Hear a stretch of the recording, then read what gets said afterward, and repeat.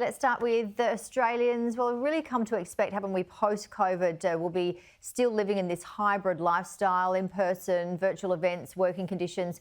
And according to a study by video conferencing platform Zoom, it's certainly here to stay. What did the study reveal?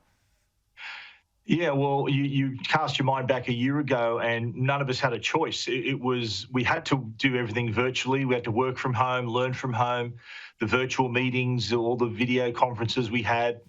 But now, a year later, a year and a half later, now that we do have a choice, a lot of people have actually embraced that hybrid lifestyle. There's a lot of Australians who feel that we can still do those things, still meet virtually instead of in person.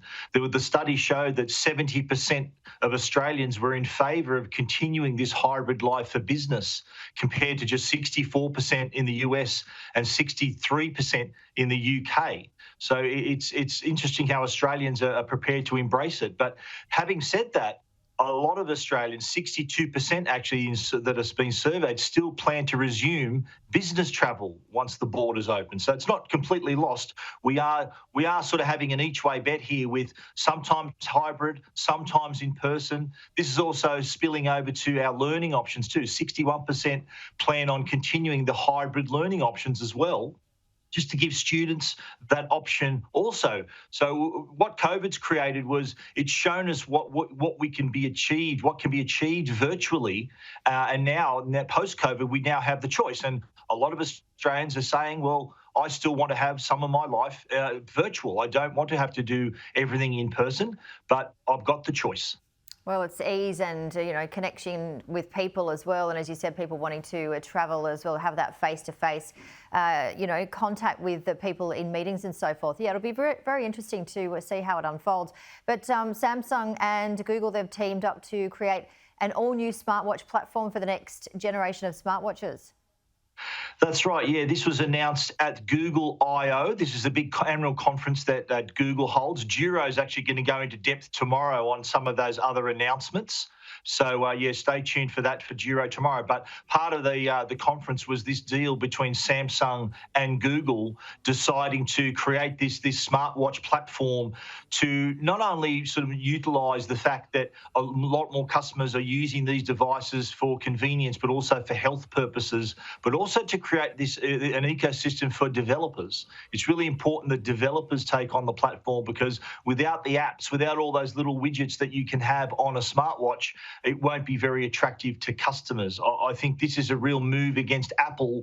Apple's got the lion's share of the market with Apple Watch, thanks to the fact they've got huge developer support with their robust Watch OS platform. So Samsung and Google teaming up, next generation of smartwatches will again utilise a lot of those great features. It'll take advantage of the fact that the wrist is on the watch is on your wrist 24/7. So for health reasons, you can get things like constant heart rate monitoring, blood oxygen, ECG. So it's going to be a vital device, I think, moving forward for a lot of people, a lot of customers.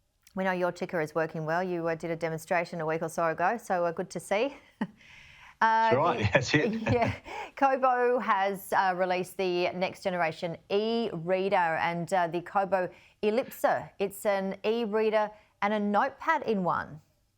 Yeah, this has just been unveiled. It goes on sale next month, and it takes e-reading to the next level, I think. But if you're a fan of e-reading, so you read on a device, this has a nice 10.3-inch screen. It's got a comfort light, so no matter where you're reading, you can read in comfort.